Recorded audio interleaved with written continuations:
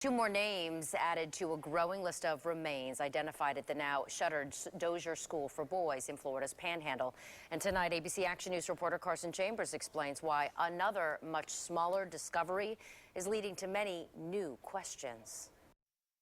What it looks like is a small, round, metal object. The size of a cherry pit, only made of lead. It's the same size and weight characteristics of like a triple-aught buck pellet or a muzzle-load pellet. A possible projectile in the casket of a boy buried at the Dozier School for Boys, but USF's discovery brings more questions than answers. Wouldn't be able to tell if maybe that particular child had placed that in a pocket, finding it, collecting it, whatever, or if it was an injury or wound that he incurred from a projectile. The boy, likely African American, somewhere between 14 and 17 years old, was buried amongst other boys who died between 1930 and 1960.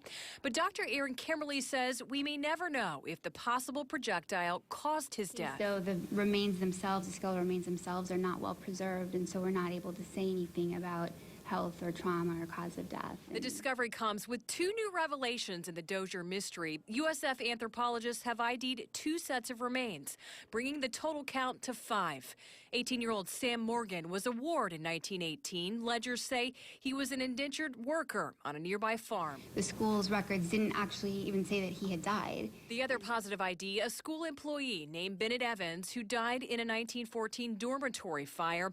But the focus remains on unidentified children who still don't have names. In Tampa, Carson Chambers, ABC Action News.